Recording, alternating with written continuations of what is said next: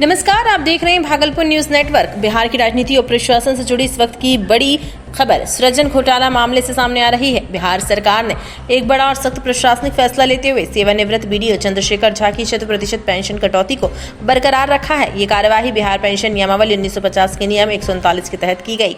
आपको बता दें, चंद्रशेखर झा पर 4,52,82,246 रुपए की सरकारी राशि की अवैध निकासी के गंभीर आरोप है। ये वही बहुचर्चित सृजन घोटाला है जिसने बिहार की प्रशासनिक व्यवस्था को हिलाकर रख दिया। इस मामले की केंद्रीय जांच अन्वेषण ब्यूरो यानी सीबीआई जांच कर रही है। उनके खिलाफ अभियोजन स्वीकृति भी जारी की जा चुकी है। सीबीआई कांड संख्या RC 023208500015 के तहत इस प्रकरण में आरोप है कि उनके कार्यकाल के दौरान विभिन्न खातों से भारी रकम निकाली गई और कथित रूप से षड्यंत्र तथा जालसाजी के तहत सरकारी राशि को एक निजी समिति के खाते में ट्रांसफर किया गया। सरकारी दस्तावेजों के अनुसार विभागीय स्तर पर उनसे स्पष्टीकरण भी मांगा गया था। अपने बचाव में चंद्रशेखर झा ने दलील दी कि नियम 43B की प्रक्रिया अपनाए बिना सीधे नियम 139 के तहत दंड देना उचित नहीं है। उन्होंने ये भी कहा कि आरोप 4 वर्ष से अधिक पुराने, इसलिए दंडात्मक कार्यवाही न्याय संगत नहीं है।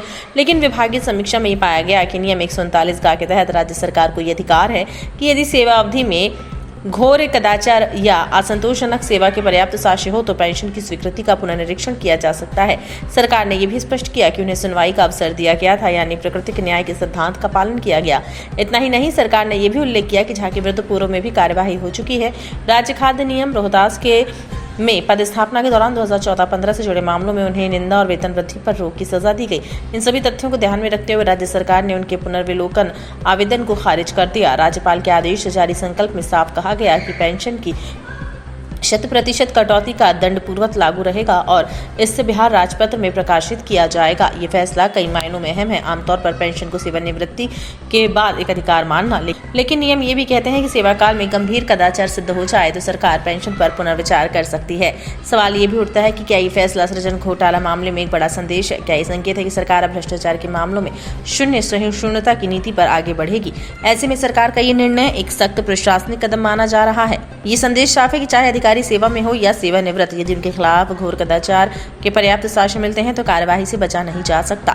हालांकि अंतिम निष्कर्ष न्यायिक प्रक्रिया के तहत तय होगा। चूंकि मामला सीबीआई जांच के अधीन है, इसलिए आगे की कार्यवाही न्यायालय में सुनवाई के साक्ष्यों के आधार पर होगी। लेकिन फिलहाल इतना तय है कि बिहार सरकार ने एक स्पष्ट संकेत दिया है कि सरकारी धन के दुरुपयोग पर समझौता नहीं होगा। नियमों के तहत उपलब्ध शक्तियों का उपयोग किया जाएगा, जवाबदेही तय की जाएगी। अब देखना यह होगा कि सीबीआई जांच किस दिशा में आगे बढ़ती है और न्यायालय में इस मामले की सुनवाई किस निष्कर्ष पर पहुंचती है। अब इस पूरे फैसले को आप कैसे देखते हैं? क्या ये भ्रष्टाचार के खिलाफ सख्त संदेश है या प्रशासनिक अधिकारों का कठोर उपयोग? अपनी राय हमें जरूर साझा करें। बिहार की राजनीति और प्रशासन से जुड़ी हर बड़ी खबर के लिए जुड़े रहिए भागलपुर न्यूज नेटवर्क के साथ।